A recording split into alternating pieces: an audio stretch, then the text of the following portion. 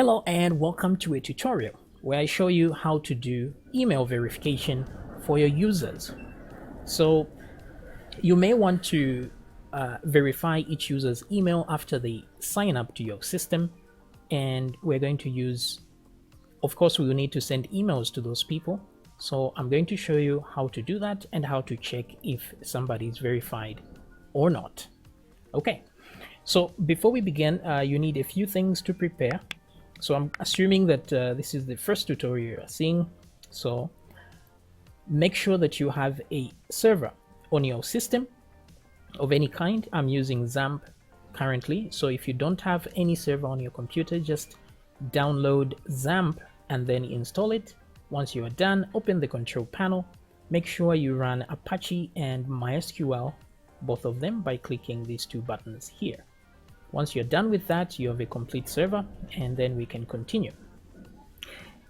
And then if you can get any text editor of your choice, and as usual, I'll be using Sublime Text, but you can use any pure text editor, just don't use Microsoft Word. Okay, so once we are done with that, go to the internet and browse for PHPMailer. We're going to use PHPMailer to send emails to our users. So just go to the link is on GitHub. It's a GitHub link. Just come here once you search for it, and then you download the zip file and put it in your project folder. So we're going to see how to use that later on when it's about time to send an email. Okay, then after that, go to your folder, drive C, XAMPP, htdocs. That's the folder. That's your server folder. So every project of yours needs to be in here. Create a new folder. We're going to call it verify, like that. Press enter, and then I want to drag and drop it in my Sublime Text here. Now if you want to use Sublime Text, it's totally free. There's a free version, so you can get that. And now let me just drag and drop the verify folder into my system. So here, at least like this, I get to create files directly here without having to go to the folder itself. Okay, so once you have all that, we are ready to begin. So to start with, in our website here, we're going to create a few new files. So the first file, let me create one, two. So right click here and say new file. Okay, so let's save. Of course, we need an index page. Now in our case, the index page will be the profile page, so we won't have any other pages. This will just be the profile page. So profile .php there. Yeah, let's save that, and then let's go to the next one here. Let me save this one as index.php. This will represent your website. Okay, and then save this one, and this one will be the verify.php. That's where the user will do the verification. Right click again, let's save. This one will be functions.php, because we'll put all our functions in there. It's easier when you use functions. If you know object oriented programming, that's even better. Use classes instead. So I'm going to create a new file again, and this time, because we need a sign up page. I don't know if we should be doing that, but why not? Let's just do a simple sign up system here, and then the login page as well. So login.php, like that. So these are the files that we are going to need. So save all those files and we are good to go. So now if you go to your browser, type localhost/verify, and then it's going to load the index page. Very nice. So if I go to my index page here, let me just add some HTML so that we have something to see. And this is the home page, like so. And then down here, I'm just going to put an h1 tag so that we know where we are. And this one is the home page. So I'm just going to write home page over there, like so, and refresh that.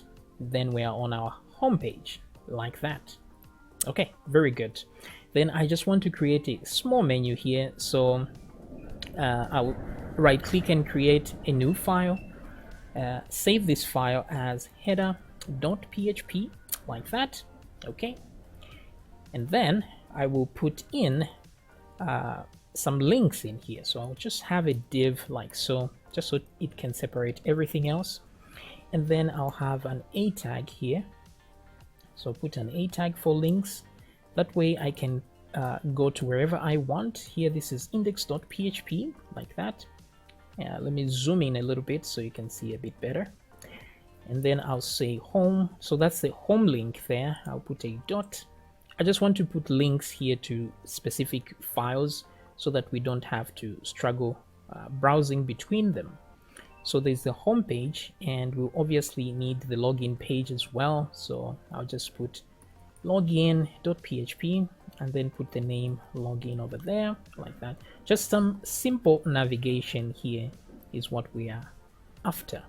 So sign up like that, signup.php, and then put the word sign up itself. And then finally, the verify page will have to go there from the profile. So I'll just put that as profile.php and put that there as profile. Yes. Oops, I think I messed something up there. Okay, there we go. Profile, like so. Okay, so that we have a header now. This header will simply be included when we need it. Yes. So here I will go to all of these pages, like verify. Let me add some HTML as well. Just call it verify like that. And then down here, I will add some PHP tags like so. And I just want to include the header, right? So include, put brackets there, header.php like that, and close that up like so. Okay, so save that. I'll copy this and go to my index page and put it right here like so. So let's see how that looks like if we refresh our page. So you see now we have a basic navigation down here, which is awesome. Okay, so if I go to my login page here, so the first thing we have to do is sign up a user, because if we can't sign up, we have nothing. So let's click on sign up here and let's go to our sign up page. Where is that? Right here. And at this point, let me just add some HTML and say sign up like that. Okay, great. And then I will put in a let me put my navigation there, and also I need to put a title to tell me this is the sign up page. So sign up like that. And then let's put another div down here, and this time we'll put a form inside it like so. And let's put an input in there. So we want that input to be of type text, and then the name of this input will be email. Yes, let's put a break tag like so, and then let's put a placeholder as well. So placeholder email, so that we know this is for the email. Let's duplicate this a few times. So in here I will say name, and then username, something like this. So here there'll be the username here as well.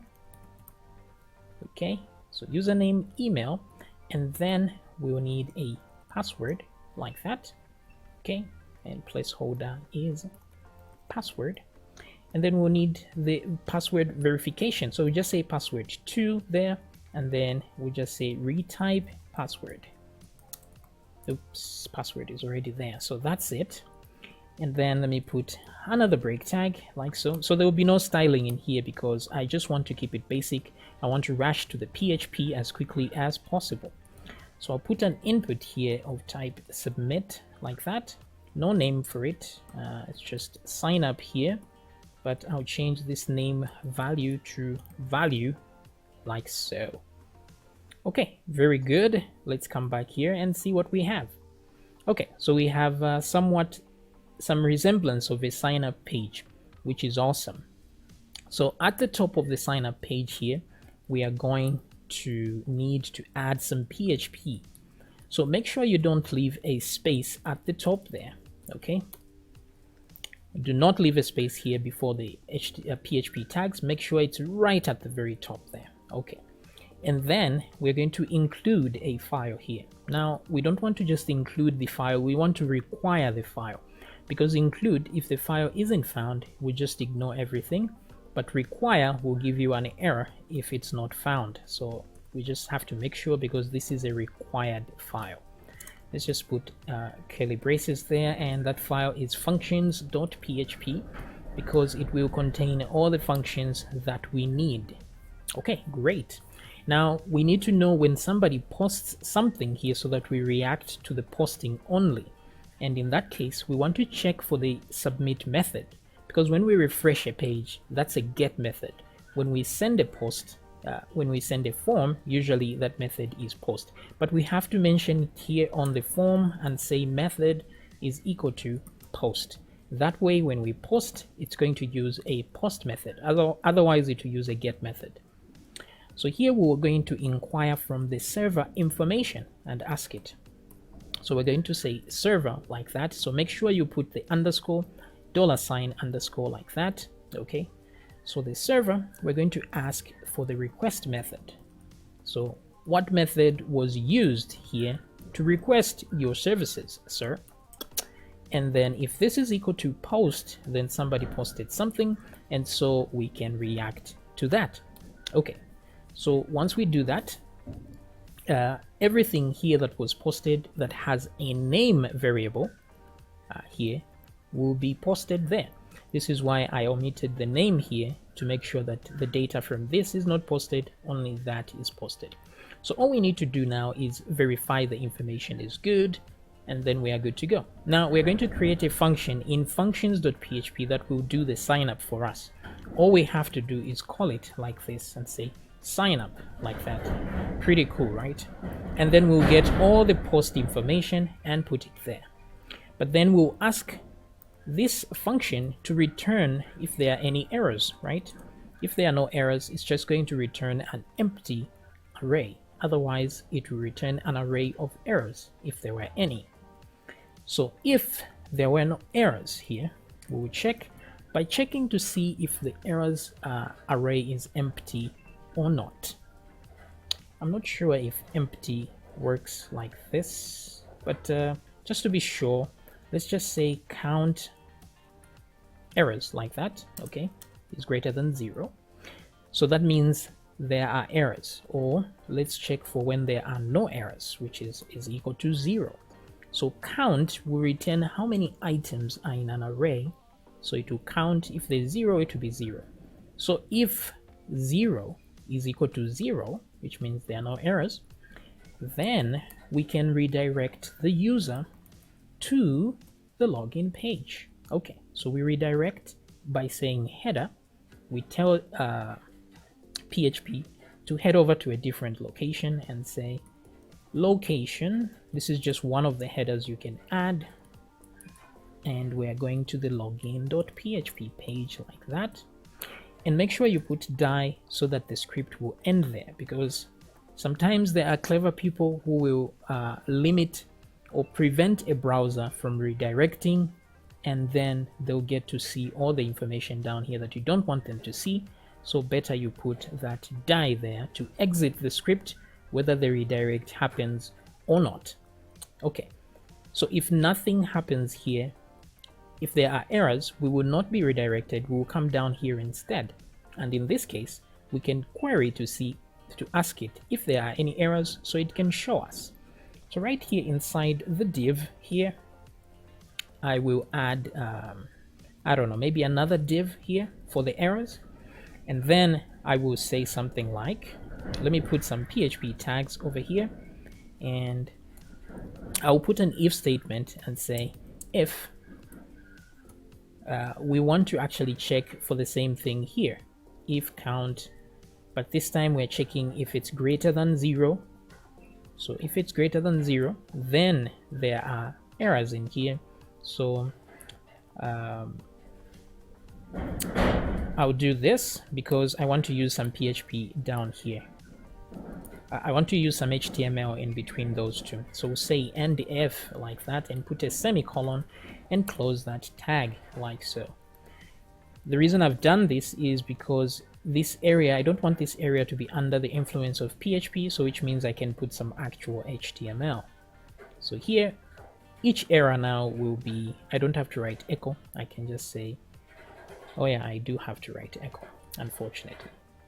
This was a poor choice of coding, but in any case, let's do this, equal sign, and then we say errors, like error.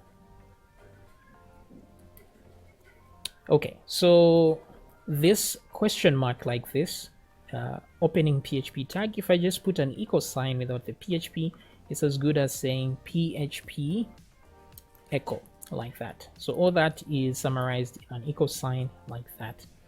But we need to loop through each item here. So I'm just going to say for each, like so. For each errors, as we don't need the key, we just need each error separately, like so. So for each errors as error. Now this is what I was trying to avoid, to having to do echo here. So instead what I will do is close this up like that with a full colon, of course, and then duplicate that to end the for each here. So I'll say end for each like that, and then echo out the error. So I went through all this trouble because I thought I would need some HTML here, but turns out I don't. So this is a waste of PHP tags. But in any case, this is okay. I can now add a break tag here to make sure that each echo error is on its separate line. Okay, great. This is awesome. So now what we need is to create this sign up function here. Okay, so I will go to functions.php and create that function. So in here, let's add a PHP tag like so. We don't need to close this file because we won't be adding any HTML, so we can just put the opening PHP tag, and then I'll say function sign up like that, and then put those there. So I'm expecting to receive some data like that. Let me use small letters just for consistency. Okay, so that data is all the post information that we got. So let's begin by creating an empty array of errors first of all. So we'll just say is equal to array. This way we can return this regardless what happens in the middle. So I'll say return errors like that. Okay, great. So now we are assured that the result will always be an array. Otherwise, all these things will cause problems if we don't. So if we try to run this now, we will be redirected to the login page. So let me come back here and refresh the page so we can test that. And you see we have a syntax error, which is awesome. I do love errors. And to be a good programmer, you must love errors. Fixing errors is the key to becoming a very good programmer. So syntax error, unexpected token end if on line 36. So it says in the sign up page on line 36, we have unexpected token. So line 36, it's saying end if, is it? Yeah, is unexpected. So which means usually when it says this is unexpected, it means something that came before it is the one with an error. So here I missed that. So it should be for each. I don't know what I typed here. This is crazy. Okay, something like this. So refresh, and it seems we have a different error, which is nice. Progress. So undefined variable errors on line 32. So let's see that. Line 32, it doesn't know what errors is. Well, shouldn't it? It should know that errors is here and there. Now keep in mind that this only runs once we post something. So as far as the computer is concerned here, as far as PHP is concerned, this errors does not exist because it didn't run this section, therefore it doesn't exist. So we can make sure it exists regardless by creating copying exactly what we have here like that. We create an empty and put it here. That way, whether we pass through here or not, it will exist, but it will be empty. So refresh and everything is awesome. Okay, so now that we have all that, let's go to our functions.php and see what data contains. So we're just going to say echo, and let's echo some pre-tags, because it's much nicer to look at an array when you have pre-tags like that. And then we're going to use print readable to look at what's inside our data array before we do anything else. And then here we're just going to say, I'll come back to the sign up and mute this and that, so that we are not redirected regardless what happens. Okay, so refresh. Ooh, we have a syntax error on line 8.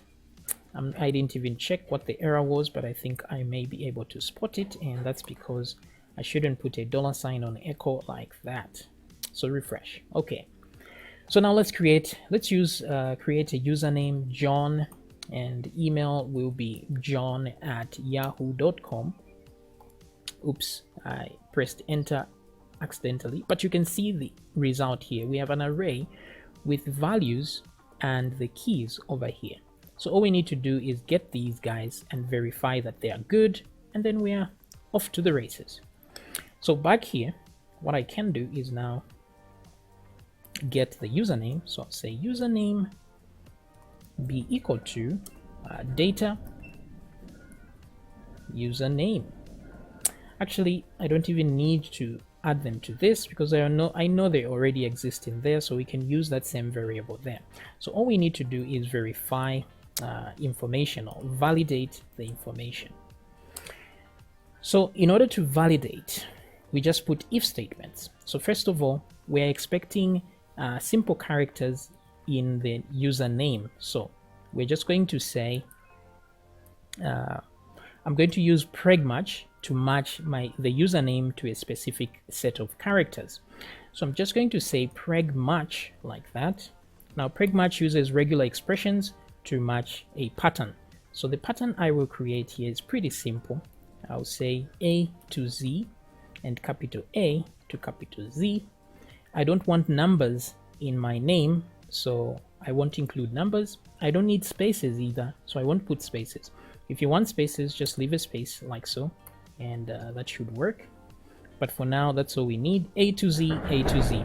We don't want any symbols or anything like that. Now we have to make sure that this is checked from the beginning to the end, otherwise it won't work. So we'll put a caret there to tell it to check from the start, and then we'll put a $sign at the end to make it check to the end as well. But then we'll put a plus sign to make sure that there's at least one character or more. Okay, so here what we are checking for is the data username. So if the username matches this pattern, this will return true. If it doesn't, it will return false. So in our case, we can use that for an if statement by putting it in brackets. Go to the home here and say if. We'll say not, we'll put that exclamation mark to say if it doesn't match this. So we're just reversing this. If it doesn't match the username, then we can do something. Yes. So what do? We add to the errors list. So say errors is equal to. So this is how you add to the end of an array, like so. Please enter. I don't know why I'm typing like this. Enter a valid username. Or you can say something like no numbers and spaces or whatever. That's entirely up to you. Yes. So that is good. If errors at this point, if there are any errors, they'll be added to that, so that when we return errors, we will have an error. Yes. Yes. So let's test that real quick. Let me do this, just a simple thing like that, and let's refresh our page. Oh, we have another syntax error on line 9. Where? So what be the syntax error here? What is it saying? Oh, this should be inside the this should be in quotes, right? I hope. Yeah. Okay, so it's saying unexpected token / so yeah, it should be in quotes. Okay, there we go. So we put John Now I just want to test excuse me, the username by just adding if I sign up like this, nothing, I get nothing, right? But if I put John and put a few numbers there, it's not going to match. So if I click sign up, you see, please enter a valid username, right? Awesomeness. So if I put text, put a space, text, and press sign up, I still get the same error. So it's working just fine. Other than that, let's move on and verify the email. We may need to verify the password as well. So let's put one more here. What have I done? Okay, I'm using Ctrl+Shift+D if you're using Sublime Text to duplicate those areas. So here it will be please enter a valid email. So let me change that to email. Of course, we don't check emails like this. We're going to use something else. We're going to say filter var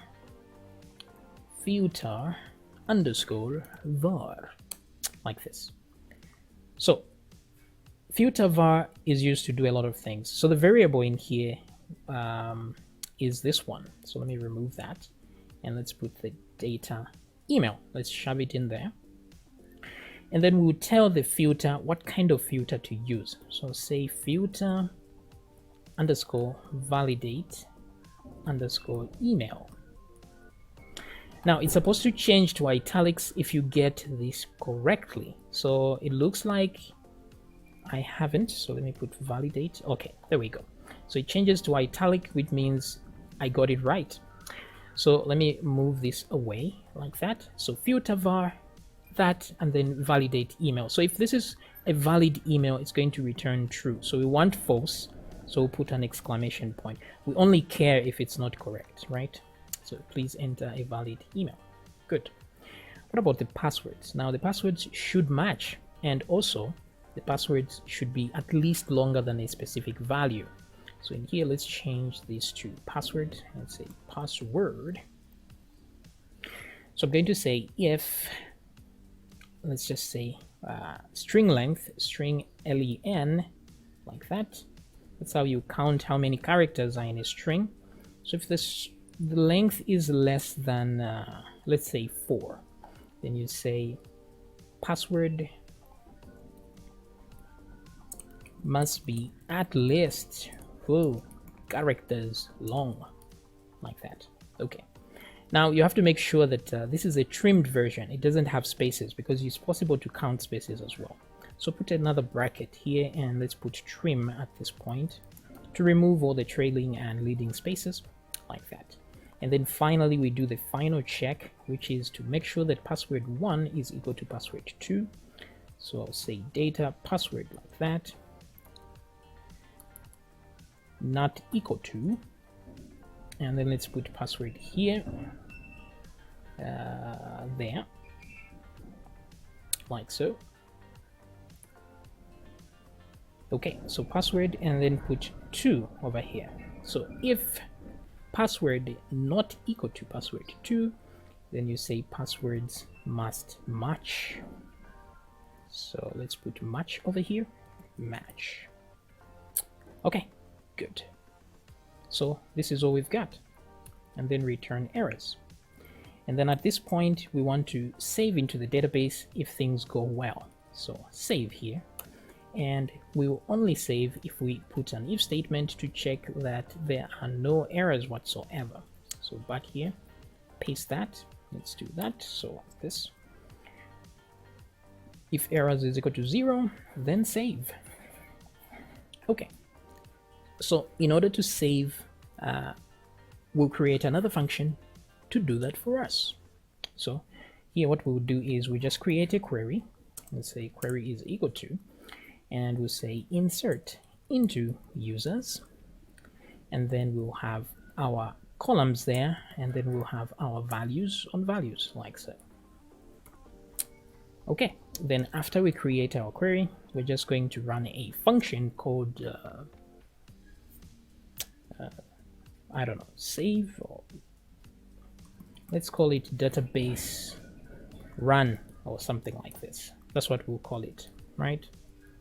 And then we just put our query in here, like so. But for security reasons, we're going to use prepared statements. So we'll put a comma here, and then we'll put the now we can't put that data thing there because it has more items than we need. So I'm going to create another array and call it AAR like that. So I will put those items in that array. I'll say AAR username, and then equate that to whatever is inside the data username, like so. Okay, so let me duplicate these a few times and change this to email,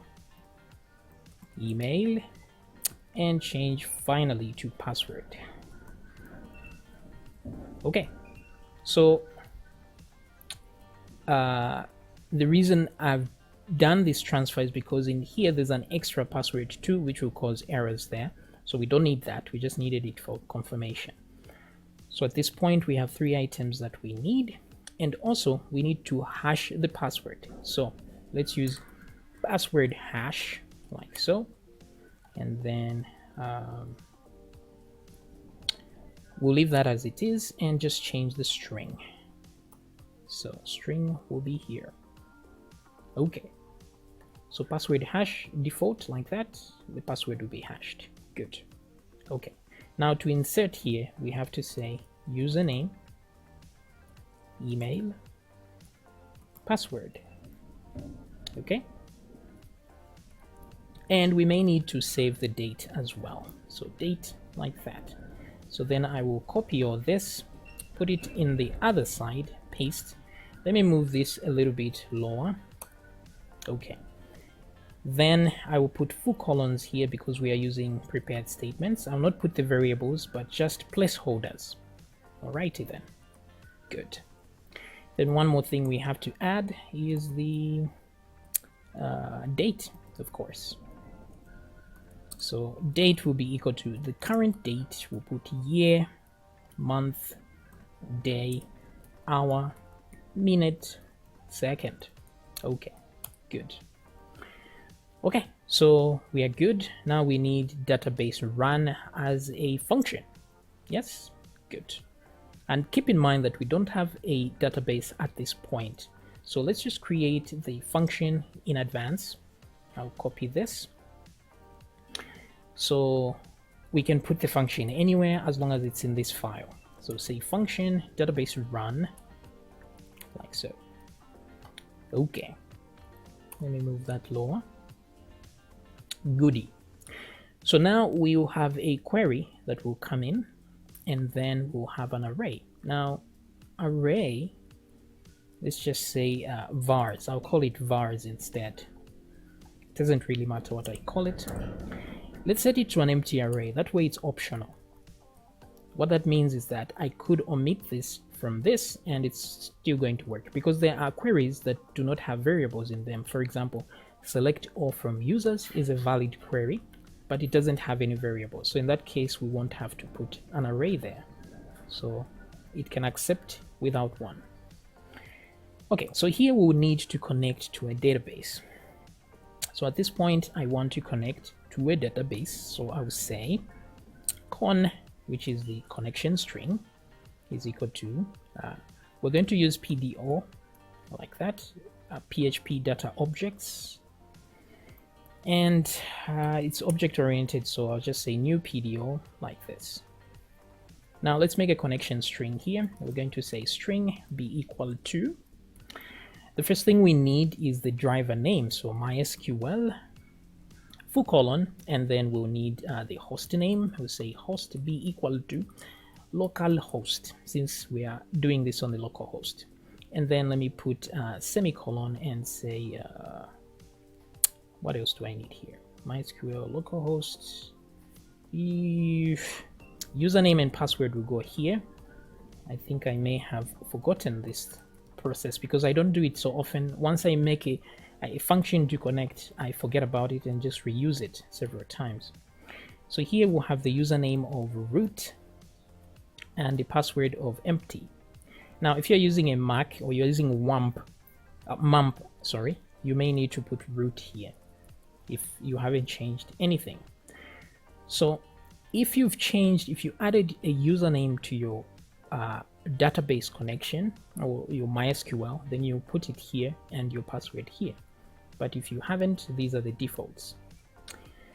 So what we have here is a local host, and we need a what are we missing here? The database name.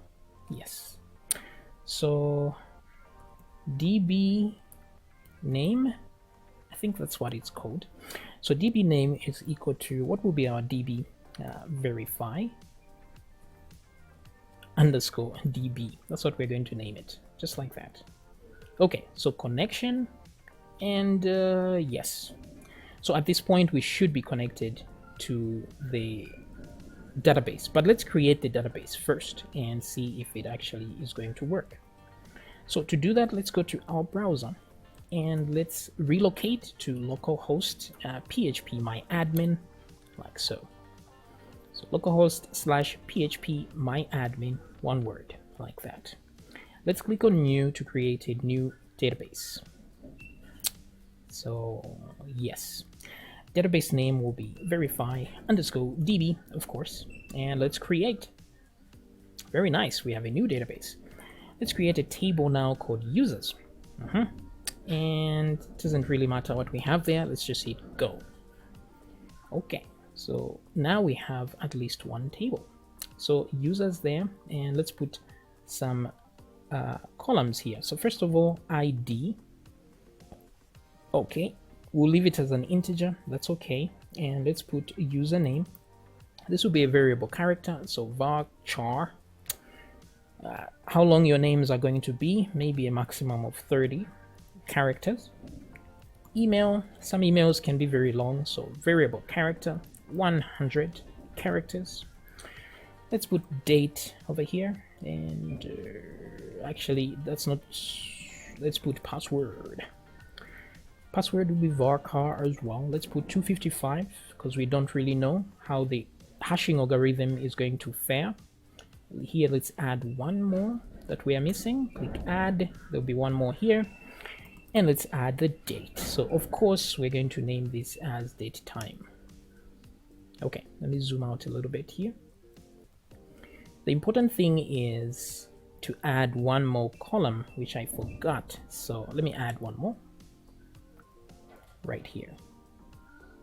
So the way the email verification is going to work is we'll have two columns. So there's email, and then there's let me move these guys over a step down, and password here, cut, paste there. So here there will be email verified, or we can just say verified email. Yeah, it doesn't matter, verified, like that. So email verified email. So the issue here is, let me move this to the password, and let me change that to date time. Quickly. Password is varchar or varchar. So yes, this one will be 100 as well. So the issue is, once you verify an email, you write the email in here, you put it in this column. So that will be the verified email. And all you have to do to know if a user is verified or not is to compare these two emails. If they match, it's verified. So if the user edits their profile and change the email, these two will not match anymore. So it will say unverified. Simple as that, right? So here on the ID, we'll put auto increment and make sure primary key is selected as well. So when signing up, we don't expect to have email verified setup. So let's tick the no to make sure that it allows no values to be set up here. So any column that you don't expect information immediately a row is created, just tick no to make sure that it accepts no values. Otherwise, the rest of this is okay like this. Okay, so let's hit go. I zoned out there for a second. All right, so we hit save, and there we go. So we have all this. Now we'll be using the email to search for a user because that's what they use to sign up with. So we're going to go to more, add an index. Okay. If you're going to be searching by username, you may want to add an index there as well. Okay, so yeah, that's about it. The date, you may want to search by date, just add an index there. You can always add an index later on, not a big deal. So now that we have this, we should be able to read from the database. Okay, so let's come back here and try to, whatever query we are given here, we should be able to run it down here. So in order to run this query, we're going to prepare a statement. So I'm going to call this one stm statement is equal to connection, like that, and let's say prepare, like so. So we want to prepare whatever query was sent to us. So query, there we go. Okay, now we should only do this if the connection is valid. So let's just say if what do we do here? I wanted to do if con like this, and then put everything inside the connection. But what I can just say here is return false, like that. So we don't have to put everything in an if statement. So at this point, it will exit the function if con is not good. So let's put an exclamation point there to make sure that if not con, return. And then what else here? So statement con prepare. So we prepare that statement. That's great. So now that we prepare it, we can execute it. So let's say statement is equal to no, actually, sorry about that. We'll say execute, like so. So we're executing the data as well. Oh, it's vars actually. So copy that and put it there. So during the execution, we're going to give it, if any variables exist, we'll give it that as well, because the query has been prepared. So now when executing, it needs to replace those placeholders with actual values from this array. Okay, so here we'll just say check, like so, because that will be true or false if things go well or not. So at this point, I'll say if check if that was true. Now, at this point, if the query is not needing any result whatsoever, if you don't need a result from the query, then this is all you need to do. Just prepare and execute. That's it. But if you need a result, then you're just going to say data be equal to, right? Statement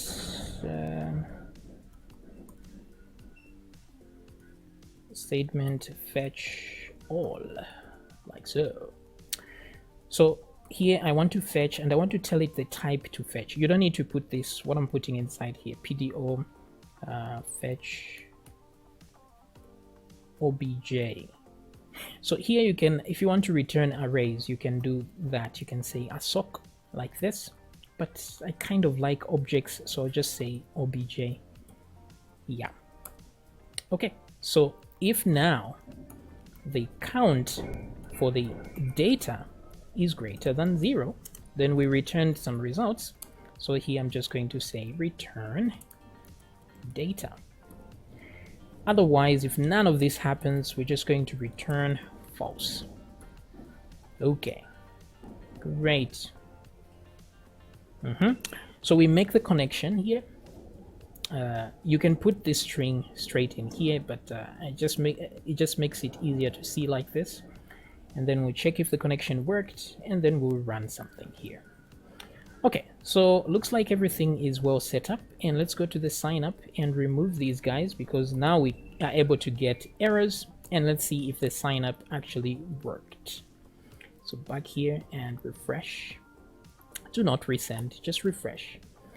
Okay, unclosed functions line 21. So there's an unclosed bracket in functions line 21. Okay, so here it's this extra one right there. So simple mistakes. Okay, so let's try now. Say John like that, and John at, let's see if we don't create a valid email. Let's just say at Yahoo. Also, these values will be will disappear if we try to refresh. So let me just do it like this, and then let's put a password. The password will be password, the most insecure password on the planet, like that. So I don't want to dive into if you want a detailed tutorial on signing up, logging in, I have plenty. I'll link them in the description. So here we're just going to do a straightforward thing. Hopefully it works. So I'm just going to hit sign up, and I've been not redirected at all. So let's see if we saved anything in the database. So browse to the users table, and look at that, everything looks good. So we saved all the information that we required. Nice. However, we were not redirected to the sorry, my problem. This shouldn't be locations, should be location, like so. So let's try and sign up somebody else as well, just to verify that everything will work as required. So I'll change this to Mary, and that is mary@yahoo.com. Everything else stays the same. So let's say, wait a minute, let's make sure we can recognize the login page. So I'll put something in the login page and say login, and then here I will say h1 login, like that. Okay, that way we can recognize it if we are redirected. So sign up, and there we go, we're on the login page. Good. So if we check here, we'll see that we will have a second record where, okay, there we go. Okay, so we have two records here. Sign up, done, boom, bada bing. So we are back to the sign up page. Everything here stays the same. So I'm just going to copy everything from the sign up, go to the login page, select all, paste, and then just change every part that says sign up. Control D to find all those instances and change to login, like that. Only that here, let's change this to a small letter, like that, login post. So if there are no errors, then we are redirected to the profile.php page, just like that. Okay, and then in the login here, we'll need the errors, but we don't need the username, so remove that. We don't need the password should be changed to type password. Change this to type email as well. Okay, and we are good to go. So login, let me come back here and check what we have. Login, good. So we have a login thingy here happening. Okay, pretty cool. Now at this location here, when things are logged in, so let's create this function. So we go to the functions. Now we're just going to copy everything from the sign up function here and just duplicate it, Control-Shift-D.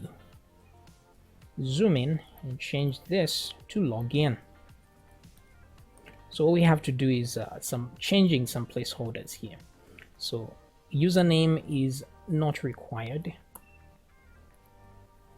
Please enter a valid email. This is valid, so we'll leave that there. Password, we shouldn't really care, but we can leave that there. We don't need this one as well.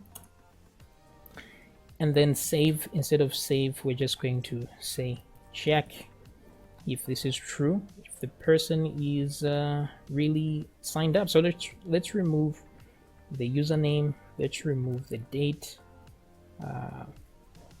We are going to hash the password again because that's the only way we are going to compare the two. So we'll hash the new password that is sent, and then we can compare the two.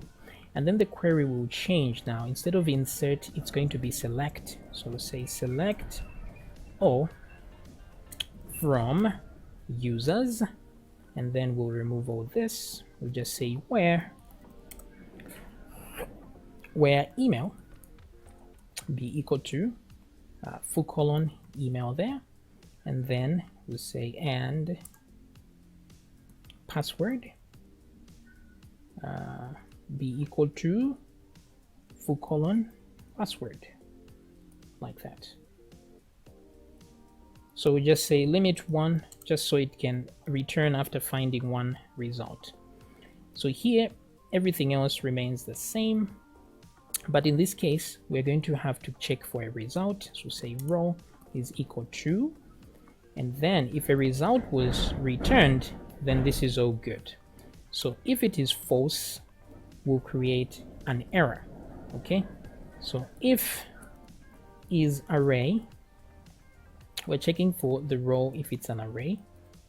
If it's array row, not array, actually let's put a not there, or let's say if it's array, just like that, so we can sign the user up. And then here we'll say else. If it isn't, then we will add an error. So I'm just going to copy everything here, put it right there, and say wrong email and password. Wrong email or password. Good. And then return errors. Yes. Otherwise, we log in the person here. And to log in that person is just to add something to the session. So I'm just going to say session like that. This is a session is a variable that's available on every single page. So this is why we put our variables in there. So I'm just going to say user like that. Session user is equal to, and then we'll add the row for the user. So just say row. So for as long as this session user is available, then we know they are signed up or they are logged in, sorry. So if you want, you can even put one logged in underscore in is equal to, and then you say true. Then you can check for this. Now for session to work, we must make sure that on top of functions here, because functions is on every page, so we're just going to tell it to session underscore start like that. Okay, great. This session start should be there at the top of every page where you try to use sessions, like so. Pretty cool. So this should work just fine. Let's come back here, try to log in. So I'm just going to say John at yahoo.com and then just put some wrong password, say wrong email or password. Okay, let's try again. John at yahoo.com, and then let's use password here and login. Okay, wrong email and password. Okay, so this is where your debugging skills should come in. So let's try and see where we have the problem. So let me put that again, John at yahoo.com. Let me put my password there and let's hit login. So wrong email and password.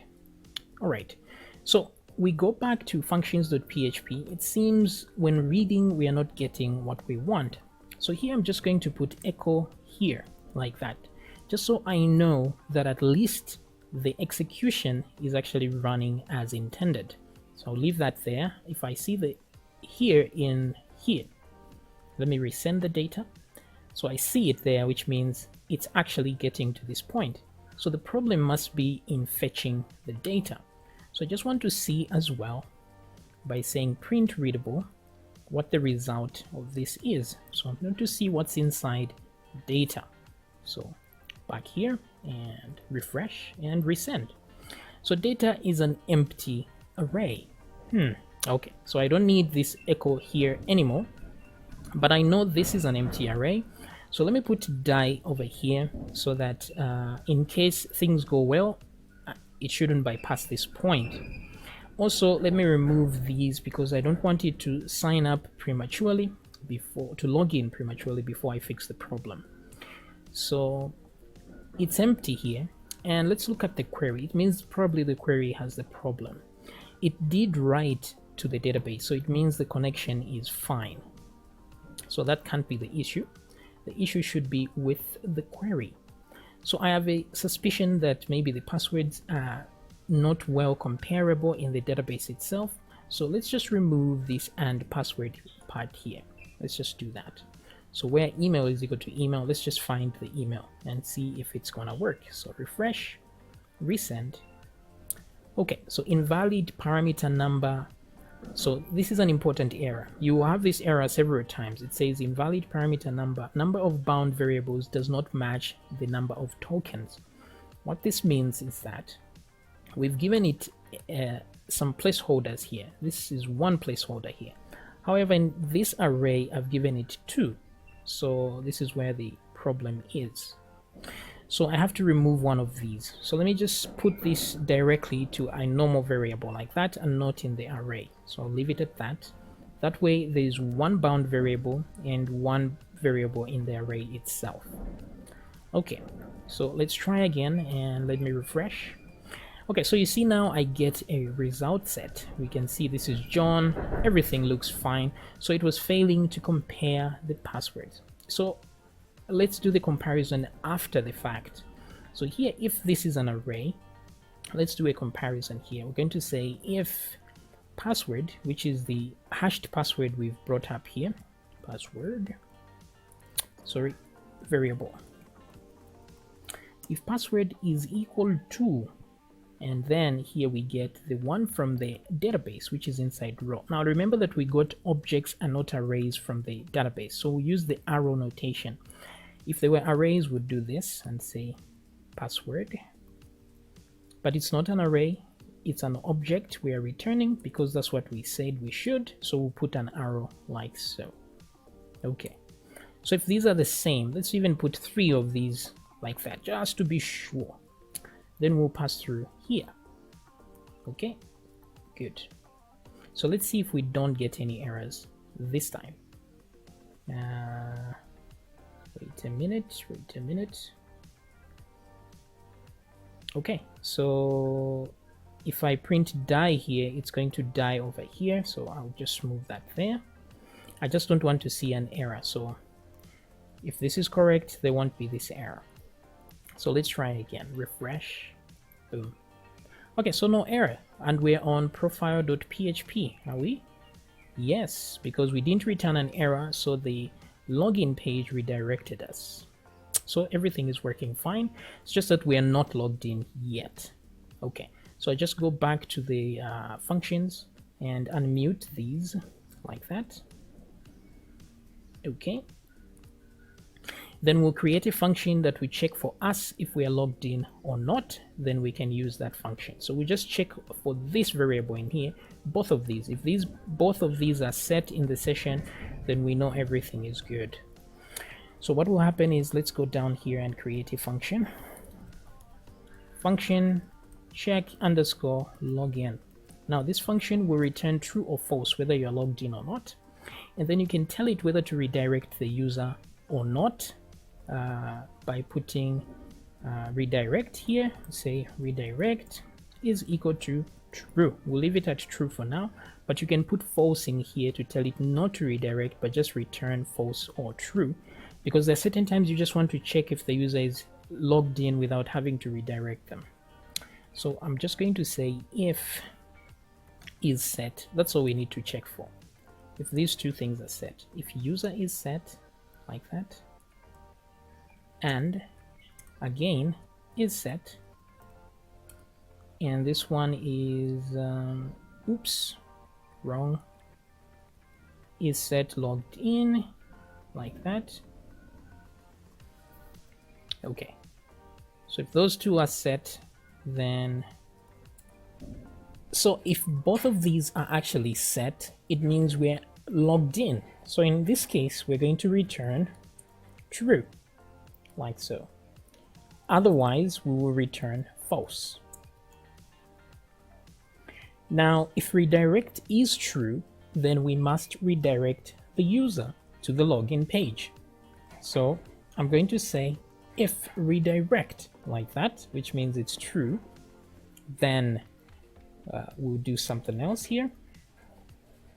Let me move that down and then put an else statement like so.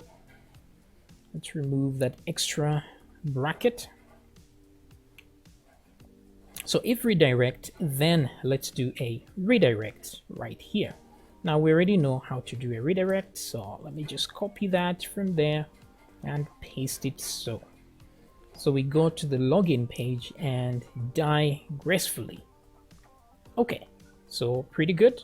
So if this is true, this will happen. If it's not, it will just return false. Otherwise, it will return true and continue executing, because the return key here exits the function, so we'll never get to this point. Okay, so all we need to do now is just get check login and go to our profile.php. Let me just put some HTML over here and just say profile, and then back here I'm going to say h1 and just say profile, like so. Then of course I need to include that that header, so include let's do that, header.php, like so, and then close that. Alrighty then, so if I go to my profile page now and refresh, you see that I have this. However, I want to show you that the check login is working now. So let's put some PHP tags right at the top. Now redirects should happen at the very top here. That's because you cannot redirect if you've already sent headers. So the moment there's space, this is why I said in the beginning, put this at the very start, don't leave a space, because that space is HTML, it's regarded as HTML. So you cannot redirect a page after HTML has already been sent, because headers are supposed to be sent first. So we are redirecting using headers, and headers should be sent first before anything else. So if you put your headers down here and try to say, oh, header relocate, it won't work, because it will tell you headers were already sent, you are too late because of all the HTML at the top. So at the very top here, let's put check login, like so. And this is all we need to do. So in any page that you need to the user to be logged in, just put that function there and you are done. And also we need to include that functions.php, just like we are doing on every single page. We must include it there as well. Otherwise the function will not be found. You will have problems. So if you want to use this function to just check whether to display something for the user, only when a user is logged in, you can put a simple if statement like this. So you say if check login, like that, and then that. So you put anything that the user should see only if they are logged in, you put it inside this if statement. But here you must put false, otherwise the page will be redirected if they are not logged in. So once you put that false, it won't redirect, it will just return false, because that's what we told it. Then you can put stuff in here that only a logged in user should see. So we can test that first. Let me mute this one at the beginning, and then let's test this one right here. So I'm just going to close that tag. So this one I'll just say show only, or let's just say you are logged in here. You are logged in, like that. So this will only show if I'm logged in. So if I come to my profile and refresh, you see that it doesn't actually show. And then if I go to the top here and leave this one out, it should redirect me to the login page. So if I refresh now, I'm back to the login page. So let me try and log in now. So I'm just going to say John, like so, and then put my password there and hit login. It's not working. John.com. Let me make sure I have everything correct, and it's not working still. Let's go to the profile. It returns me back to the login page. So something isn't working right still. This is working fine. All that is working fine.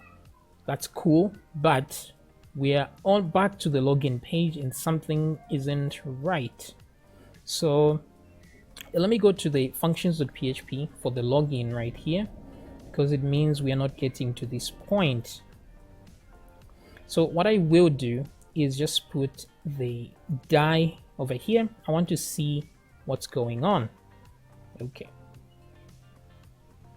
It seems there's something weird happening here. So let me just figure it out. I'll refresh this. And what I will do is try to echo out these two and then compare them to see why they are not matching. So first of all, I will say echo password. Okay, and then I will add a break tag to that, like so. So let's do echo here, and then I'm going to move this to the next line and do another echo like that, and put the break tag on this one as well. Okay, so back here, let's try that again. Let's try John. Oh, wait a minute. Excuse me. Password, like that, enter. Okay, so attempt to read property password on array. Okay, so here it's telling me that on line 66, I'm trying to read a property on an array, and that's where the problem is. So I think I get what's happening here.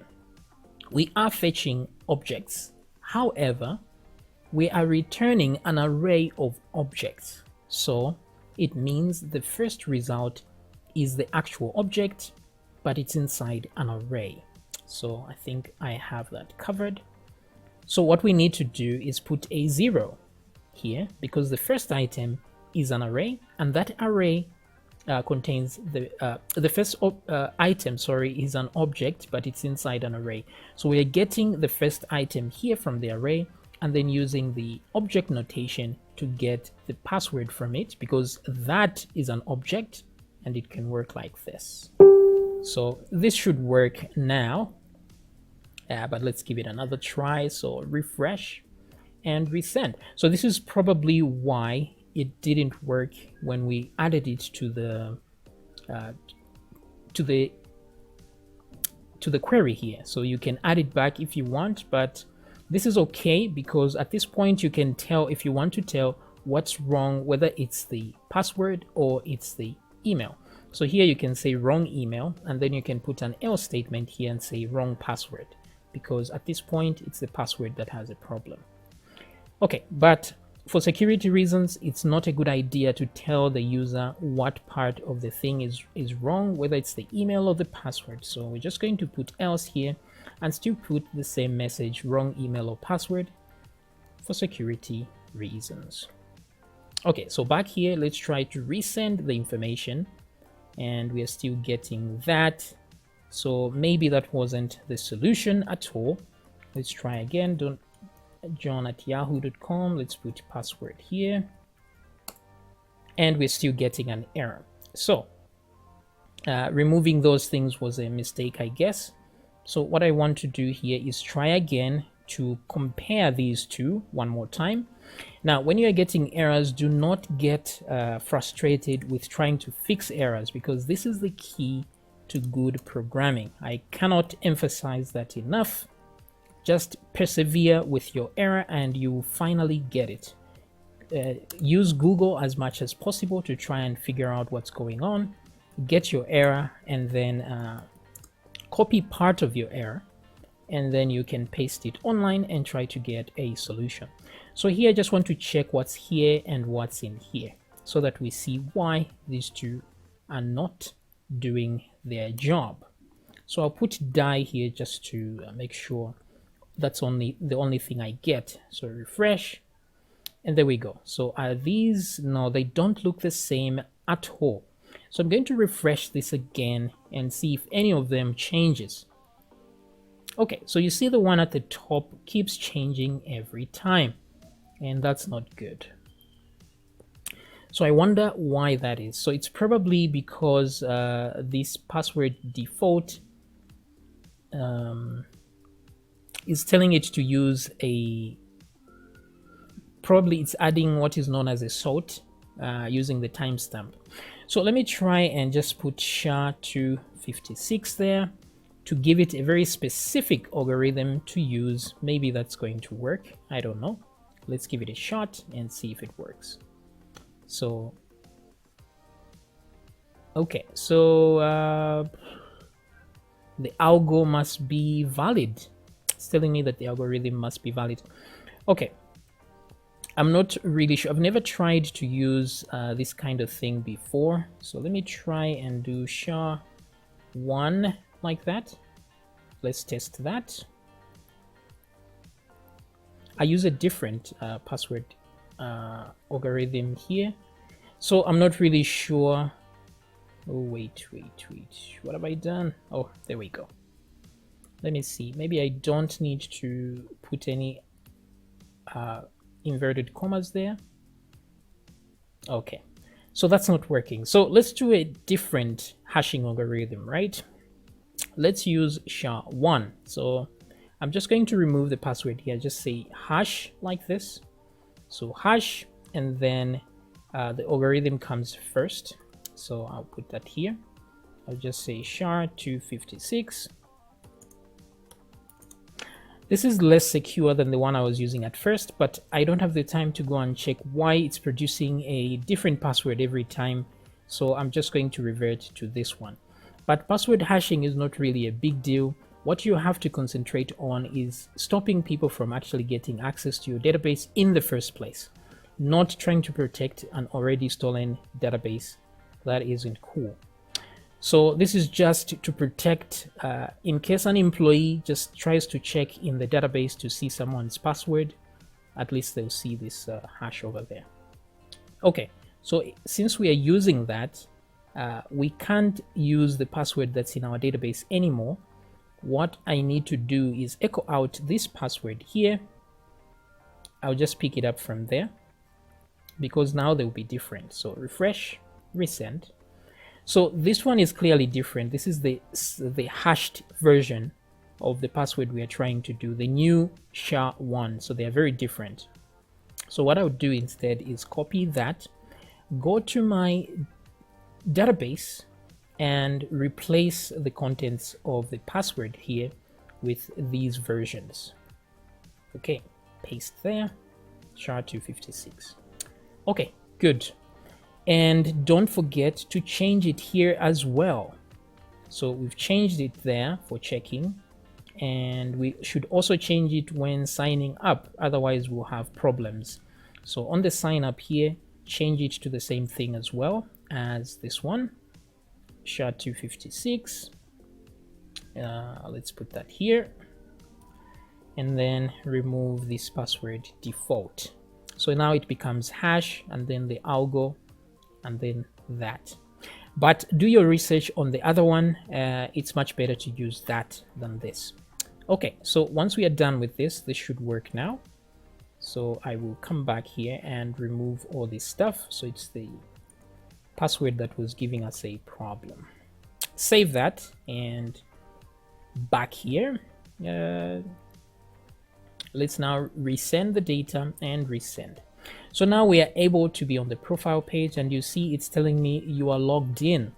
And the reason it's saying that is because on the profile page, there is this if statement which checks if you're logged in or not. So this is how you can check anywhere in your system whether somebody is logged in. Just put in that function in an if statement, make sure to put false there, and then you can put whatever you want down here for only people who are logged in. You can use this also to give the username of the logged in person. For example, I can say here echo and say hi, comma, and then since we know that we are logged in, put a space there, we can concatenate the user's name here. So I can say something like session, because we know it's inside the session and it's inside user like that, and then we know it's an object, so we'll use that pointer, and then we're going to say name like that. Okay, so if I come back here and refresh, oh, it's an array, is it? Okay, so the row that we returned is an array, and that's not cool. So let's go back to the functions, and where we are logging in, where is that? Right here, row. Okay, so we have to change the row here. Let's put row is equal to row 0 like that. Okay, that's much better. Then we can remove this here, because now row becomes the object. So we're setting it to the very first item. That way, even when we set it here, it's set to an actual object. So let's log out instead. So to log out, we just do a session destroy and redirect ourselves. So let me create a new file and then put PHP tags. Don't forget to put your session start. So let me save this as logout.php. So session start should be there. Otherwise, we won't be able to use our session. And then you can just say session destroy, like so. So we destroy the session. Or sometimes this may not be a good idea because you may have a shopping cart that you don't want to lose because someone has logged out. So in that case, you have to put an if statement and just say if is set, like that, session, then we go to session, user, like that, and then you just say unset session user, like that. Okay, so like that we unset the item there, and remember that there are two variables that we need to unset. The other one is logged in, so logged underscore in, like that. If they are set, unset them. And then after that, let's do a header location because we want to take the user to the login page. So location login.php, like that, and then we die even though there's nothing down here. So that's the logout page. Close that. That's all we needed there. In the header, we should add a link to the logout page, like so, and just say logout, like there, logout, and then here logout as well, logout, like that. Okay, great. All right, so now if I refresh, there's logout. I can log out, then log in again, this time with a better system. So password. Okay, so undefined property name. So there should be, it should be username and not name. Sorry about that. I forgot that's the name of our column. It's username. So refresh, and there we go. So hi, John. So it knows who is logged in at the time. Okay, good. So now that we are done with all this, we have to check if the user is verified or not. Okay, is the user verified or not? So in the profile here, we need to know, because we need to know whose profile this is, right? So this profile belongs to the person that is logged in. So what we will do here is, normally if this is somebody else's profile, you wouldn't show them the verify option, whether to verify or not. You wouldn't show them that. You'd only show them if they are the ones that are logged in. So it means at this point we have our user's details in the session variable there. So if they are logged in, you can put hi, but then you can put other things as well. For example, you can put, now if you want to put a lot of HTML here, what you do is you put PHP tags like so, and then you close that over here like that. And then now you don't need to do echo like this. This is purely HTML now, but you have to close the if statement like that by saying and if semicolon and then close like that. So this is normal HTML now, but this should be a variable. So let's put some PHP tags. Now instead of putting normal PHP tags, you can just put the equal sign like so, and then like that. Okay, so this is exactly the same as we had before. Or is it? Syntax error on line 20. Why? I don't understand this. What's going on? This doesn't seem right. It's because of this PHP tag. Sorry about that. So I'll move that here like that. Okay. So refresh and we are back. So there's that closing tag which we do not need as well, which is right here. Okay. So in here now we can put other things. For example, the verify button. So button here, verify, verify profile, something like this. And then let's say let's give it a link to where it should go. It should go to the verify page. So at this point I will say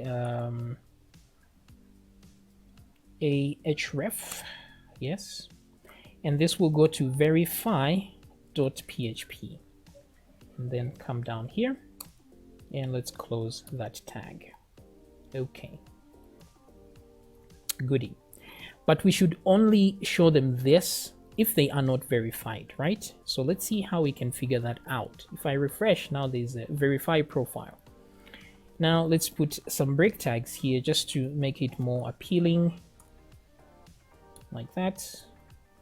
Break tag, just a couple of these. Let's see that. Okay, there we go. So verify profile, yes. So the same way we in the functions here, we are checking to see if somebody is logged in. We can also check to see if they are verified or not. So what I will do is just duplicate this function like this. Boom. Okay. So check verified like that. There's no need for that thing there. So every time we have to check the one that is logged in if they are verified or not. So we will get our email. Okay. So we will get our email and say, just a second, email is equal to, and this one right here. Actually, we don't need to do that. All we need to do is check in here because we have the user data already in there. So I can just say if this user email is equal to the same thing, but session user, let me copy this again, put it here. So email verified, like that. If those two are the same, then this user is verified. Okay. So let me go to here in the database just to be sure. It's called email verified. That's true. So at the moment, these two columns are not the same. So none of these are verified. All right. So that's what we check for. If user that is equal, then they are verified. We return true. Otherwise, we return false. We don't need to check whether to redirect or not. It's just like this. So we either return true or return false. So if I come here and copy this, come down to my profile page, I can actually, let me just copy that. And right here, I will say the same thing. If statement. Duplicate that if statement, move it inward like so. So instead of check login, we say check verified like that, and then remove the false from there like so. So if check verified, so if they are not verified, so we put an exclamation point to negate it, then we show them that. So back to the profile, if I refresh, so call to undefined function, check so there's an I missing here, sorry about that. It's saying call to undefined function, it's because I had named it something else. So you see that now it's showing me verify profile because it knows I'm not verified. So if I click here, it will take me to the verify.php page. So let's finally now design a way for the user to add a verification here for their email. Essentially what they're doing is just copying this email into this column, and that's it. Then they'll be verified. Okay, but we have to send them a code. So let me explain why we need a code. So sometimes what other websites do is they send you a link to your email, and then in that link you once you click that link, then you verified your email. That is all good. You can do that, no problem. But like I explained in an earlier video, sending links may lead websites to flag you as spam. Then they will send your emails to spam, or they won't even forward your emails at all because they'll think you are a spammer, especially if you get a lot of traffic on your website, especially on your first day that you launch it, and then people are trying to verify their emails. It might be regarded as spam, and then you may lose customers because they'll get frustrated that they are not getting their emails. You start telling them, oh, check your spam folder, etc. That's never good. So instead of sending links, just send codes. So if you send a 5-digit code, no one will flag that as spam. Okay, so just keep that in mind. Let's come back here now to the verify page.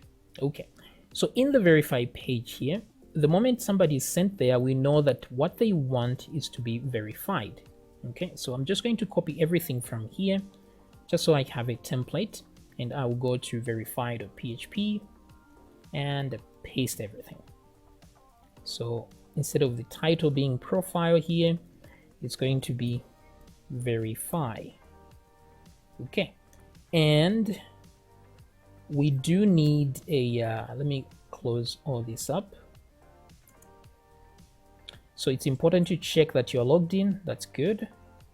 And let's go to the login page. I want the form here, so I will copy the div that has the form so that we have a starting point. Copy that, come to verify.php and paste it over there.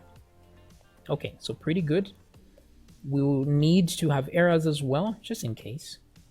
And then here we don't need to put in an email or password or anything like that. All we need is a code. So verify will be the button, and then this one will be of type text, and this one will be named code, and then we'll just say enter your code. Enter your code. Let's say from email. So we'll say enter the code from your email. Okay, good. Refresh. Let's see what we have. So verify, undefined variable errors. Okay, that's understood. Let me go up here and create errors and set it to an empty array like so. Okay, pretty good. And now let's come back and refresh the page. We should have everything here. Let me put just a little bit of break tags just so there's a little bit of space between the items here. Okay, enter the code from your email. Not enough space here, so let's just say enter your code. I think that should be good enough. Let me remove that. Then at the top here we can put some instructions and say an email was sent to your address. Paste the code from the email here, something like that. I don't know. It's up to you to write what message you think will resonate with your users. Just as long as it makes sense, that's all that matters. So an email was sent to your address, paste the code from the email here. So there you paste the code and then you click verify, and then it should verify everything. So if the code is expired, we should see an error here, code expired. If not, we're just redirected to the profile without the verify thingy there. Okay, so let's create the system that will help us do the verification here. So when something is posted, let me put some break tags here as well. Now I will move this. Let me put break tags there. There will be errors here, so let me move this above this whole thing like that so that the errors are below. Okay, so once we open this page or refresh this page, that in itself should send an email. So here I'm just going to say if server, okay, request method. If the request method is equal to get, then let's send an email. Okay. So the get request is just when we refresh the page, that's a get request. So once we refresh the page, we send an email immediately. Okay. So what we will say is check. Now it's up to you to choose if the person is not verified or not. What you can do is you can say we only check this if the person is not verified. So I'll go to my profile and just say check verified here, copy that, come back to verify and put it here. So we only send an email if the person is not verified. So let's do that. Actually, let's first check for the, let's put this at the end. So say if it's a get method and the user is not verified, then send the email. Otherwise, if they refresh 10 times, then you get an email being sent. Send email. And then not only do we want to send the email, we want to save in the database the code that we've generated. So we'll say code is equal to, we just create a random value by using rand, and we'll say 1111, maybe 5 digits, and 99999, 5 digits, like so. So it will get a random value between these and that. So the reason I haven't put, I actually can put zeros here, no problem. 1, 2, 3, 4, like that. 5 actually. So 5 digits, 5 digits. So these are all the 5 digits in between here. It will generate a code between those. Once it generates that code, it will save to database that same code. Now we don't have a table already, so we're going to create that table just now. So go to my database here and right on the, now I'm lost, where is my DB? The verify DB. So click on new on the verify DB, and this one is going to be verify. I think that's what we'll call it. The table will be verify, and then we'll say ID. That will be the first column, and the second one now is going to be the code, like that, and then the last one will be expire. Okay, or expires, like that. So those are the things we need. When it expires, the code itself, the ID, and the email. Okay, good. So email will be variable character with 100. Expires will be an int. The code will be a variable character, because you can put it as an int, that's entirely up to you, but I'll just put varchar 5 because I know it's 5 digits.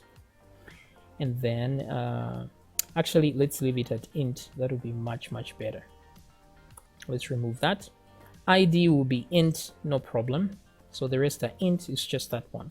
So put auto increment on the ID, make sure it's a primary key, and everything must be filled in, so we're not putting in any null values. So save this. Okay, so now we have the verify. Now we will be using code and expires and email to read from these, so just add indices for all of them. The expire, the email, where is this? Add index, and expires as well will have an index. Okay, good. So code, expires, email. Now we want to let it expire after some time, so we'll say hours, the number of hours we want it to expire after. Actually, maybe minutes. Let me just do this and say time is equal to, or let me just say expires, so it's easy to remember what that is. There's the function called time, like so. Now time is the number of seconds since 1970 up to now, so that number keeps climbing every time. So when you just run the function time, it gives you that same number. So what I want to do with that number is add to it some minutes. So 1 minute is 60 seconds, like that. So if I multiply this time and multiply it by, no, just add 60 to it, then it means the expiry date is time plus 60, which is 60 seconds from now.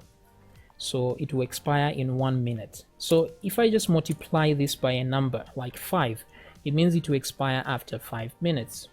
So let's just put 1 minute for testing. Now you can put 100 here. Or if you say 60 times 60, that's 1 hour. And then you can do 1 hour and multiply by 3.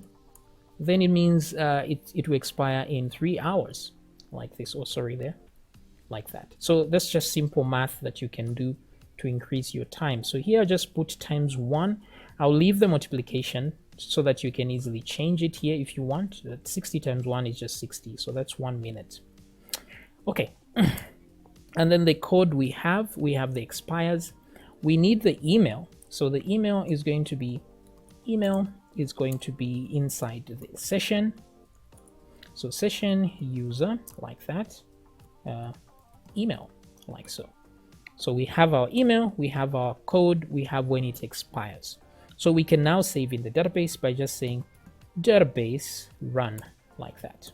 And then we put our query in there, like so. And then we will put our variables there inside vars, like that. Okay, so once we run that, then we are good to go.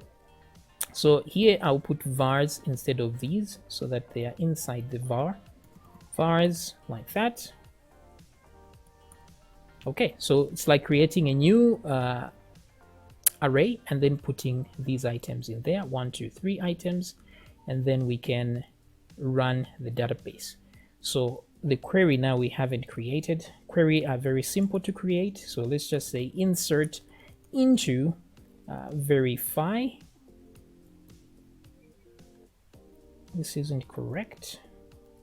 Let me come back here and see what it's called. Verify, yes. So insert into verify, you put your columns, you put your values, and then your values there, of course. So your columns here are, sorry there, ID, code. Oh, we don't need the ID, it's just code, expires, email. So let's go code. You can put them in any order, that doesn't matter. Expires, email, like that. As long as the order here is exactly the same order there, that's all that matters. And then let's put our full colons here to tell it that these are just placeholders for things that, for variables that exist in this side, in this array here. Okay, so that's about it. We insert that and then we will have a code, and then it's going to ask us to verify that code as soon as possible. Okay, so let's test that. Actually, before we even test it, let's create the verification process here. So the other thing is going to happen when we put this here. Okay, so here it's in the post. So let's put post. When we post, it will go to this. And let's remove this and over here. Instead, let's put another and just say if not verified, like that. That's when we proceed to do whatever we are doing.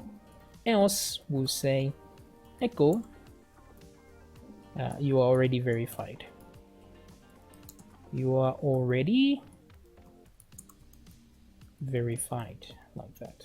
Okay, good.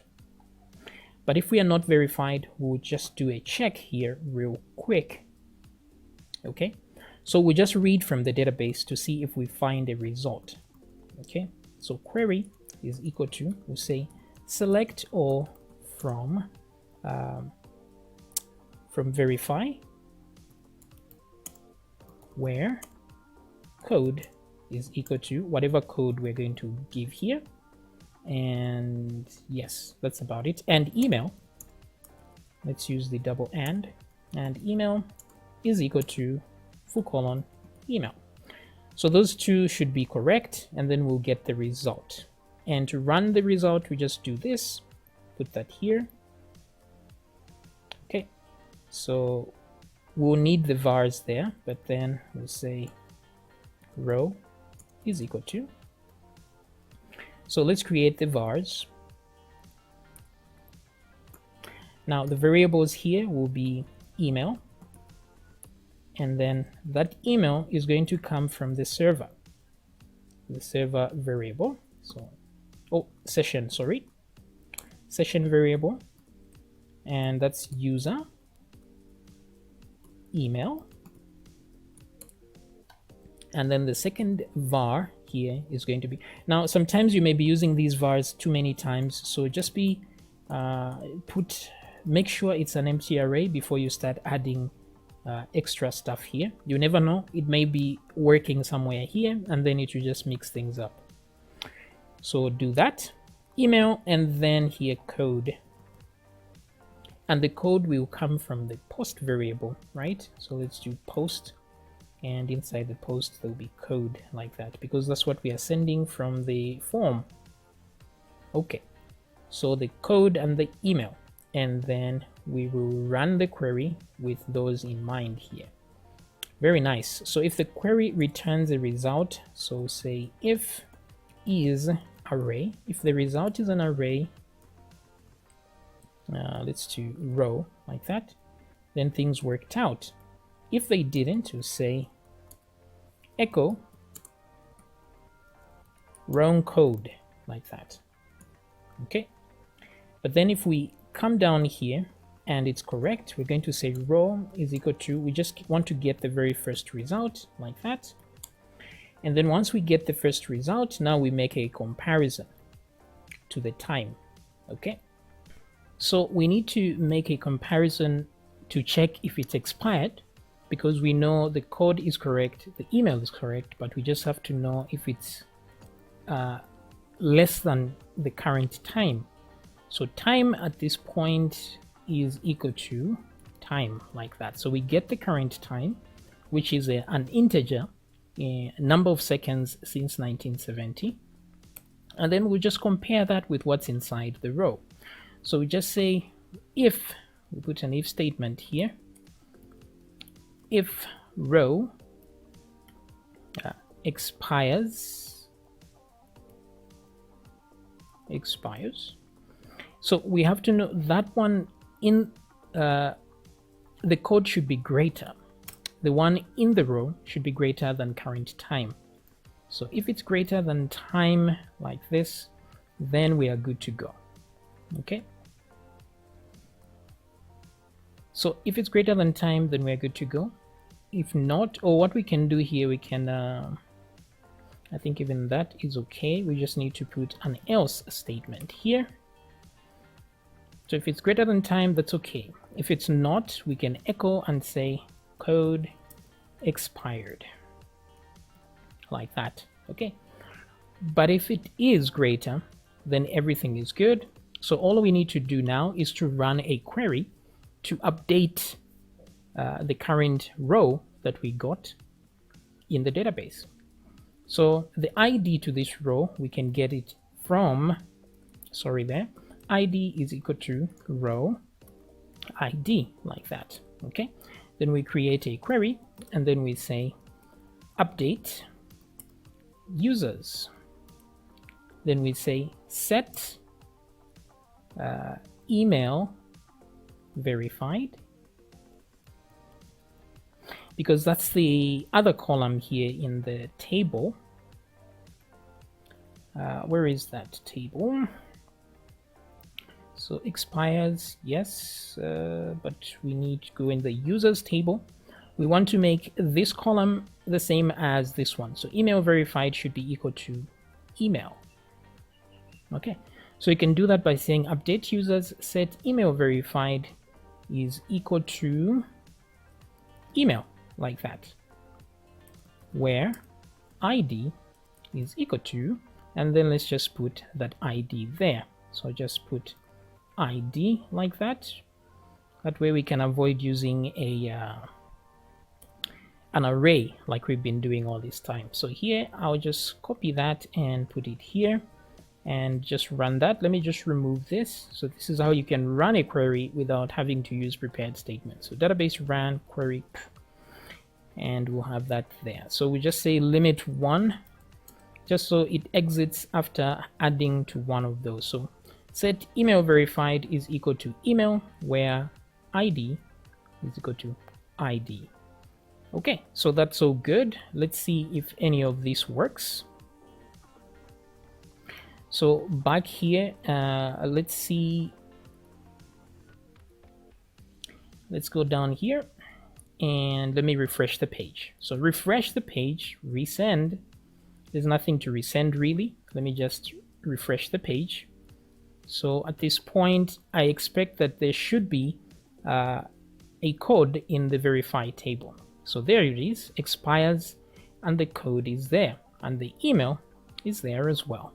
So let's try and add just a random code here. See what happens. Verify. You see wrong code, like that. Okay, so you can save those errors to a variable and then just echo them wherever you want. So wrong code is there, that's true. Then let's come back here and copy this. We are copying the code directly from the database, but in our case, we'll send an email so that the user can see it from the other side. But let's try if we get the right code. Oh, and by the way, once this happens, we're supposed to redirect the user to the profile page. So location, put a full colon and then say profile.php, like that, and then put die, like so. Okay, good. So now once we set that and we just click verify, so you see that it says code expired because the code did expire. And also the problem is every time we refresh, we're actually creating a new code, I think. Let me come back here. Are we? Oh, apparently we are not. Okay, so that's good. So now what I need to do is, since the code has expired, let me refresh to get a different code. So refresh. I should have a new code in here. Okay, so it's only 1 minute that I have. So let me do that quickly. Come back here and paste and then click verify. Okay, so that should have worked. Let's see if it actually worked. Let's go to users. Okay, so you see there it has it has put the email in the wrong place. Why? So that's the wrong ID. Okay, so it's working but in the wrong place. So let me remove this like that. Okay, let's try and see what the problem was. So update users. Okay, so what I want to do is to see the query that I have received here. So I'm just going to say query and then die, like so. So I just want to echo the query so that I can find the problem. So die is to stop so that we don't redirect. So back here, let me go to verify. So that means I have sent a new code. So if I go to verify, there should be a new code, and there it is. So I'll copy that and put it here. So before we actually run in the database, we are going to echo it out. So I'm going to verify. So it says update users set email verified is equal to email where ID is equal to 3. So why is it getting ID is equal to 3? I think it's following this here instead of the users table. Why is that? Oh, this is my bad. Sorry. The ID here should come from this session. I don't know why I did this. So copy that. The ID should come from the session. So instead of email, it should be ID, like that. Okay, sorry about that. That should work now. Okay, so let's try it. Back here. Back here. Let's paste. Oops. Let's just try again and refresh the page. Okay, then come back here to the verify table, and then let's check the new code. Copy that. Back here. Paste. Verify. Okay. It's still asking me to verify, and why is that? Let me come back here again. It hasn't worked. Why is that? Let's see here. Okay, so my bad again. This row should not even be there. It should just be this, like so. Sorry, a little bit clumsy here. Okay, so let's try one more time. Verify. Back here, let's go to the verify table, and one more there. So you see the number of rows is increasing, and you might think maybe it's too many of these, but don't worry, database can hold millions and millions of rows, so it's not a big deal. So back here, let's put that here and click verify. Okay, verify profile again. Why? Let's go to the users table. Okay, so now it's actually worked. John verified John. But why isn't this telling me that it's verified? Now, there's a simple reason for this, and this is because when we the data that we are checking is in the session and not actually in the database. So this is a mistake that we are doing in the function. So let me just copy database run here, copy that, and let's go to the function. So check verified should not check just in the user session. It should just actually check in the database. So let's do this in the database. What I'm going to do is read from the database. I'll add a simple query here and say query is equal to select all from users where ID is equal to, and I will put that ID in there like so. I won't use prepared statements here, and then I'll say database run, and then the row will be here. So I'll say row is equal to, and then at this point I'll say if is array like that, row. If that's true, then let's do what we are doing here and check. So I'll move this in here.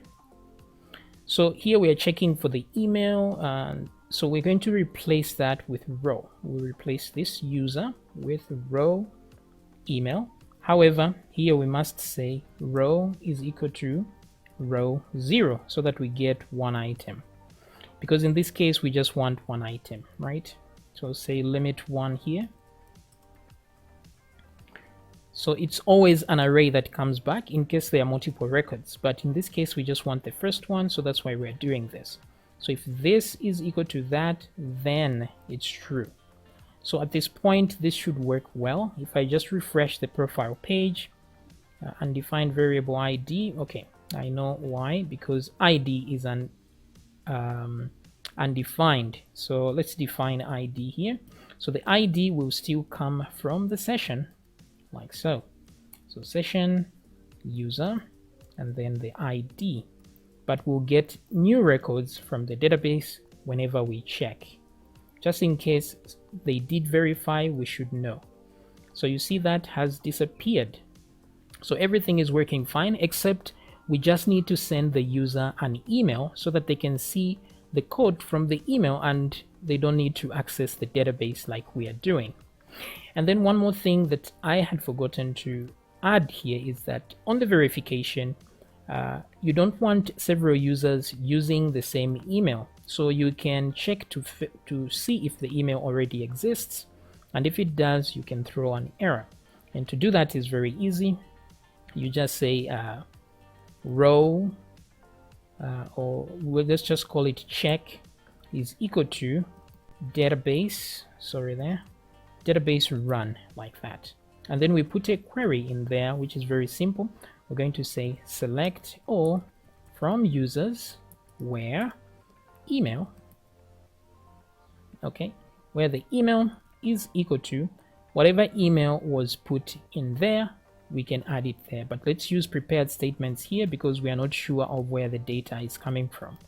Limit 1, like that. Okay, so say select all from users where email is equal to email, and then we have to provide this email in an array. So we won't do it there. We just directly create an array here and just say email, and then we'll put an arrow like that, the fat arrow, and let's grab the email data there. Okay, we'll put it right there like so, and then put a semicolon over there like this. Okay, so the email. Now if we get a result from this, we get true, because if it's not if it doesn't find a result, it will return false, right? So false is good because we want it to be false. If it returns true, then we know that something is wrong. So we can put an if statement directly here like so. Or to simplify things, let's just leave check there. We'll just do this if check like that. Oops, sorry. Which means something was returned. So we can check to say if is array, just to be very specific. If check is an array, then we did return a result. And so in here, we can put an error, just like we are putting these errors here. Copy and paste that and say that email already exists. That email already exists. Okay, simple and straightforward. And now if we come back here to the, if I log out and then go to sign up, I want to try and just sign up with the email that already exists. So let me just hit sign up, and you see passwords must be at least that email already exists. Okay, so at least you know now that you can do that as well. So the remaining part is now to send an email, and that's it, because everything else works just fine. Let's try and log in as Mary and verify Mary as well. Okay, so we're going to say Mary at yahoo.com and put our password there and then log in. So it's saying, hi Mary, verify profile. So I'll click verify, and then I'm asked to enter a code. But if I had sent that code by email, all I need to do is check my email and put it here. But we can now check from the database one more time before we do the email thing. In the verify, there we go. Copy that and put it here, and then verify. And you see now Mary is also verified. We can check that in the users table. We see that the emails are matching here. So if Mary were to edit her account for any reason and add some different value in here, then it won't be verified anymore. If she changes her email, you see now it's asking her to verify again, unless she puts back the old email, and then she will be verified at that point. Okay, pretty good.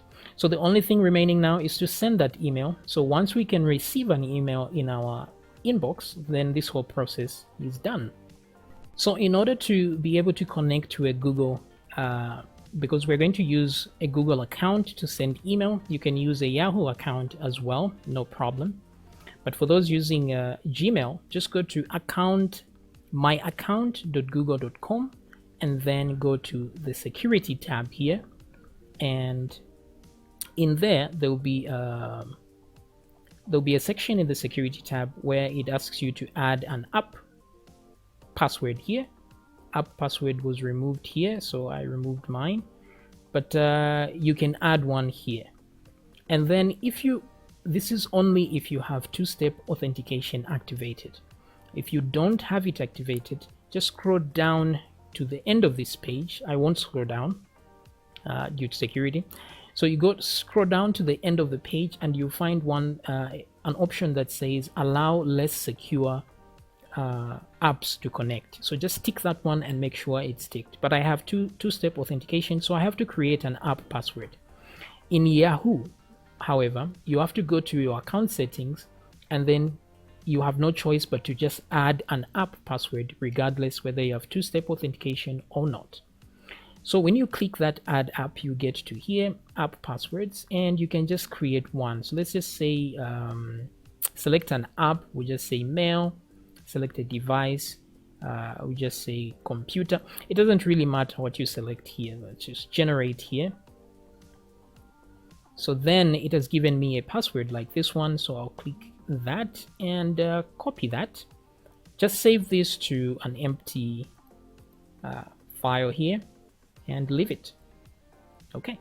So once we are done, hit done. Don't forget to click done. That way it's actually saved here. So you can add several of these depending on how many apps you have. Okay, so once we are done with that, you can do the same with Yahoo account. Then we are ready to use PHPMailer to send our emails. So let's focus on that now. So back in our application folder, I have put PHPMailer there. So that's a zip file. Just right click and say extract here. Do not extract to the folder, just extract here because there's already another folder inside it. So it should say PHPMailer. Inside it should be the source folder directly. Okay, that's important. Then I have put a mail.php page here. So you'll find a link in the description.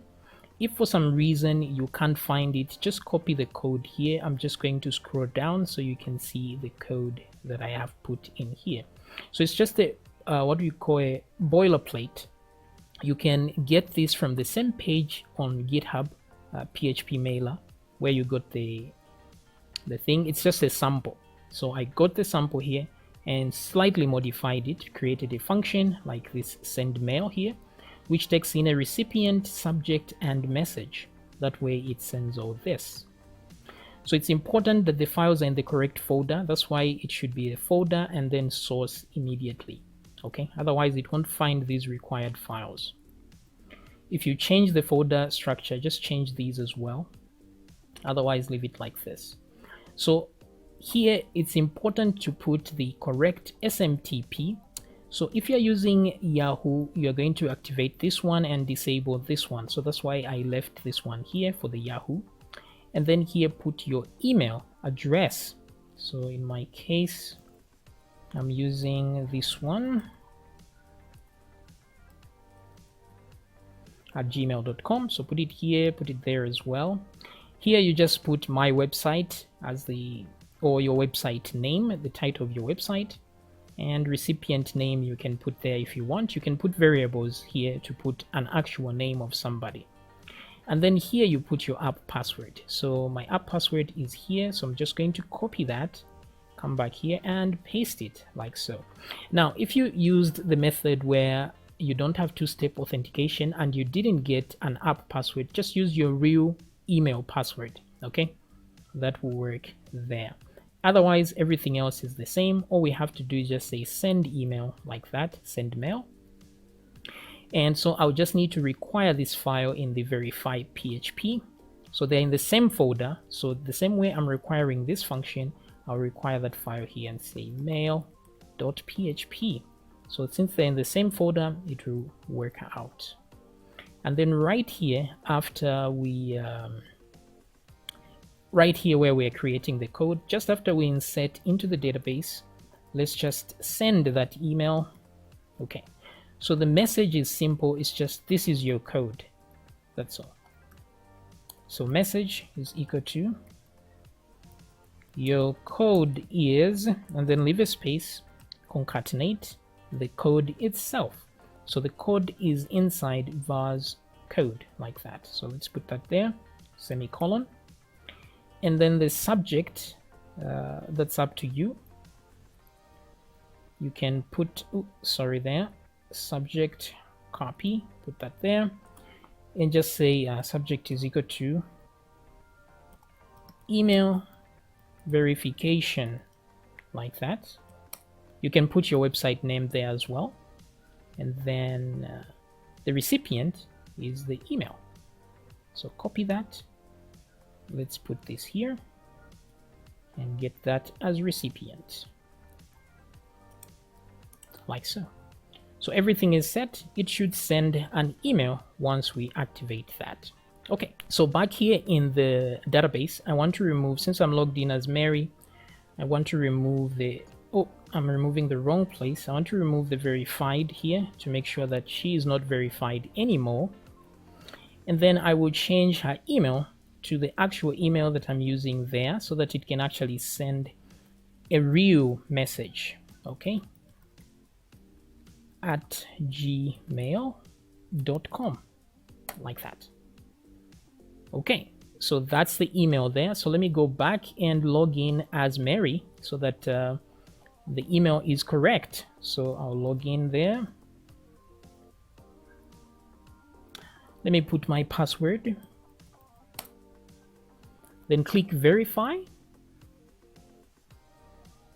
Okay, so it's taking a while because it's actually sending an email to using my Gmail account. So we're gonna give it some time. So it has come here and it says an email was sent. Well, let's check to see if the email was actually sent. So if I go to my page now, you see that there's an email there that says email verification, right? So if I click, it tells me your code is that. So copy that code and paste it here and click verify, and you see now Mary is verified. Okay, so easy peasy like that, nothing difficult. So I hope you have learned something.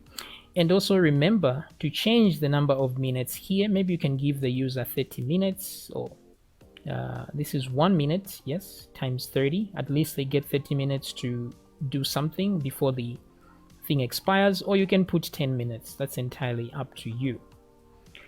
Okay, so I hope you have learned something new in this whole thing. Sorry that it's taken so long, but I wanted to be thorough because I get questions after I post something because some people do not understand the whole context, how to put everything together.